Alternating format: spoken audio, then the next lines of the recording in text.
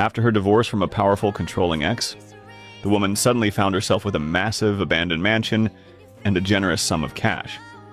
Her ex had moved on with a new love, leaving her free, but also with a rare chance to reclaim her life.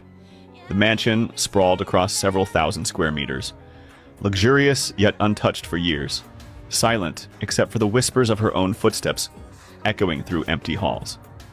For the first time, she didn't have to answer to anyone, and the thought of shaping this estate exactly the way she wanted was intoxicating. She imagined a life away from the city chaos. Her dad digging in a garden full of fresh vegetables, her mom raising chickens and ducks in a cozy yard, the sounds of nature replacing car horns. Walking through the mansion, she noticed faint traces of past residents, scattered furniture, a hint of dust on polished floors, but the elegant decor had mostly survived the years. That meant she could focus her budget on new furniture, landscaping, and turning the outdoors into a personal paradise, rather than overhauling the interiors. Without wasting time, she called in a team of skilled professionals. Each worker had a mission. Some dug and leveled overgrown turf, others wielded weed trimmers to cut wild grasses taller than a person, while a few tackled piles of fallen leaves, fallen branches, and debris that had accumulated for years. The air was thick with the smell of earth, grass, and fresh paint as she watched the transformation unfold.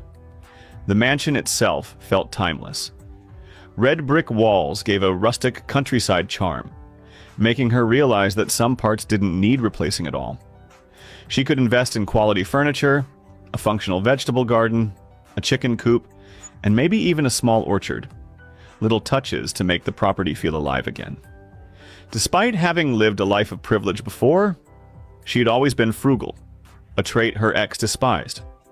Now, that same practicality allowed her to spend wisely on creating the life she truly wanted, not just the one society expected. Days passed as the workers meticulously cleared a main access path, wide enough for vehicles, chopped down dead palm trees, and cleaned the driveway and surrounding gardens. From the second floor, she could see a panoramic view of lush forests and distant hills, the sun casting golden light across the land. Occasionally, the team joked about how few people would ever get to live in such a place, laughing while trimming hedges or raking leaves. But the woman felt a quiet pride. This was her space, her rules, her sanctuary. Although the property didn't have a river nearby, she was already plotting additions,